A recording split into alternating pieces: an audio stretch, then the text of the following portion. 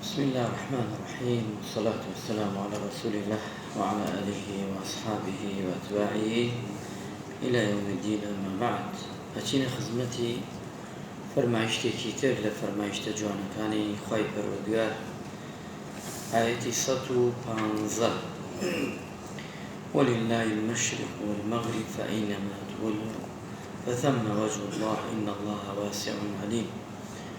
وكار السبب أما يتكدى بزيوة وسبي غمر نازدار صلى الله عليه وسلم، وكاركي أوي كبي غمر إخوة صلى الله عليه وسلم كاتي لما كوا رويشت، لما كوا مكي بجيشت كتشوب مدينة باش أوش كنيجي فرز بولا سر مسلمانان ونيجي عندك بلان روي عندك لبيت المقدس واتالا قدسي استا.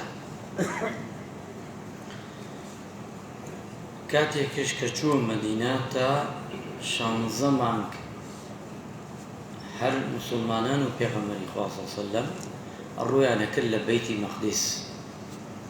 ئیتر ئەمە کەمێ لەسەر دڵی پێغەمبەری خوا صلی الله علیه وسلم قورس بوو، چونکە هۆکاری هەبوو، سەبەبی هەبوو.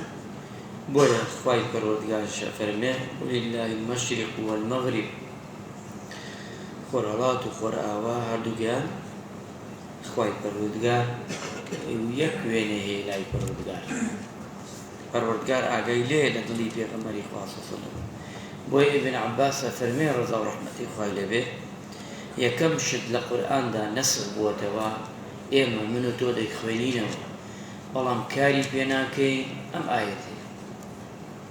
چونکە لە قورئاندا ئەڵێ ڕوو بکەن لە قودس، بەڵام ئێمە چیەکەین؟ ئەوایەتە ڕوو جێبەجێ ناکەین، ئەی خوێنینەوە وە خوێندنەوەی قورئان ئەی خوێنینەوە، بەڵام حکمی نەما، چونکە خوا گیان دوایەوە ئایەتی نازڵ کردووە وتێتی ڕوو بکە ئەی موحەممەد، ڕوو بکە لە مەککە، واتە ڕووت بگۆڕە، قیبلەت بگۆڕە. ابن عباس فەرمێ ڕووی پێغەمبەری خوا صلی الله علیه وسلم لە نوێژا بووە، لە نوێژی نیمەڕۆدا بووە. پێغەمبەری خوا نوێژی کردەوە بۆ ئەسحاب و یاوەران، وەحی هاتووە. پێغەمبەری خوا لە ئەسناوی نوێژەکەدا ڕووی گۆڕیوە لە قودسەوە بۆ کەعبە. پاش ئەمە وتیان ئەی پێغەمبەری خوا صلی الله علیه وسلم چییەوە بۆ ڕووت گۆڕی؟ ئایا ئەو شوێنە پیسە؟ سەحابەوان زانیوە شوێنەکە پیسە یان شوێنەکە نەگونجاوە، یان پێغەمبەری خوا صلی الله علیه وسلم شتێکی بۆ دەرکردووە دەرکەوتووە؟ دوای ئەوە پێغەمبەری خوا صلی الله علیه وسلم فەرمووی وەحی بۆ هاتووە لە ناو نوێژدا کە وتێتی قیبلەت بگۆڕە. لە ئەمڕۆوە ئێمە ڕوو دەکەین لە چی؟ لە کەعبەی شەریف.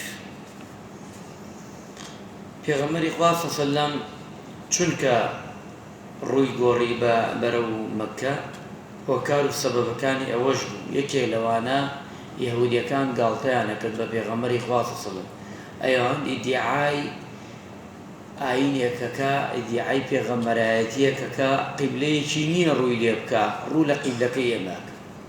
یەکێک لەوانە سەبەب ئەوە بوو خوا گیان قیبلەی بۆ گۆڕی، یعنی گاڵتەیان بە پێغەمبەری نازدارە کە صلی الله علیه وسلم جوولەکەکان.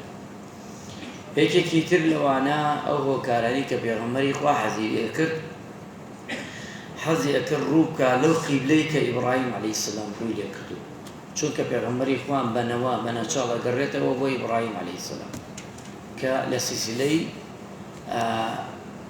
ئەتا ئەگەڕێتەوە بنچینەی بڵێن پێغەمبەری نازدار صلی الله علیه وسلم. پاشانش پێغەمبەری خوا صلی الله علیه وسلم ئەو 6 مانگەش کە هەر ڕووی کرد لە قودس، هەر تەماشای کوێی کردووە؟ ئاسمانی کردووە، یعنی کەواتە ئینتیزاری وەحی کردووە، چاوەڕێی وەحی کردووە. وەحی خوا بێت قیبلەکە بگۆڕێ. قد نرى تقلب وجهك في السماء، خواگیان باسێکە لە قورئان، ئەمە باسی پێغەمبەرە صلی الله علیه وسلم. بەڕاستی ئێمە تۆ دەبینین ئەی موحەممەد تەماشای ئاسمان دەکەی، تەماشای ئاسمان دەکەیت، قەزدی ئەوەیە تەماشاکەی بۆی قیبلەکە بگۆڕێ. فولي وجهك شطر المسجد الحرام حيثما كنتم فولوا وجوهكم شطره. واتا ڕوود بگۆڕە بەرەو مەکەی پیرۆز لە قودسەوە، ڕوو بکە لەوێ لە مەدووە نوێژ ئەنجام بدە بۆ خۆت و بۆ مسلمانان.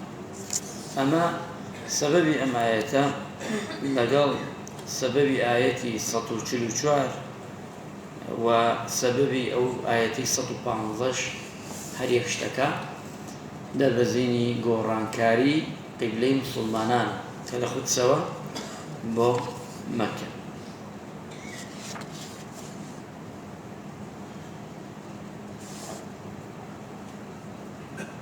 پاشە ئەوش بوو واجبێک لەسەر ویلایەتمان کە ڕووکەین لە کەعبەی شەریف کە ئێستا هەموومان ڕوو دەکەین لەوێ.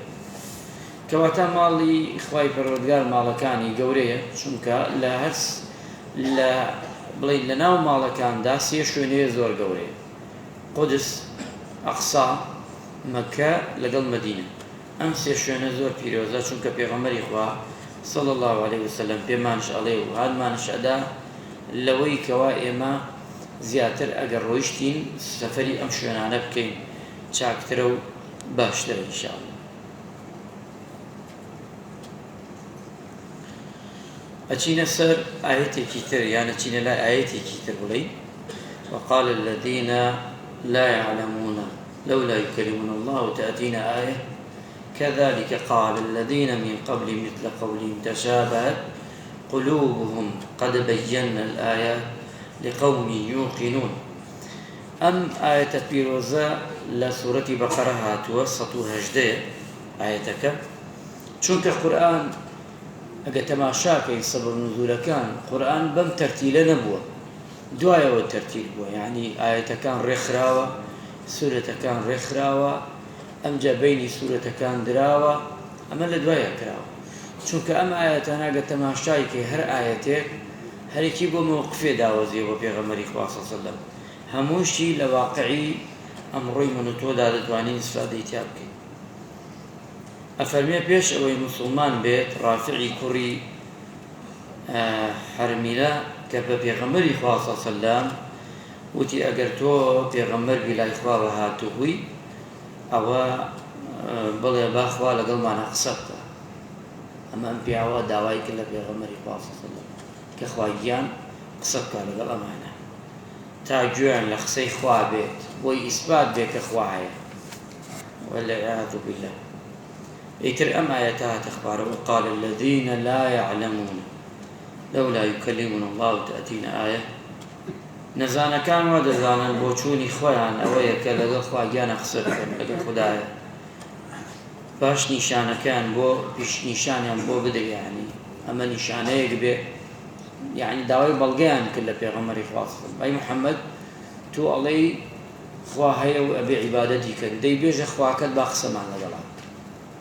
ئەمە وایەت ئەم پیاوە وای دەبوو بۆ پشتگیریکردنی پێغەمبەری خوا صلی الله علیه وسلم.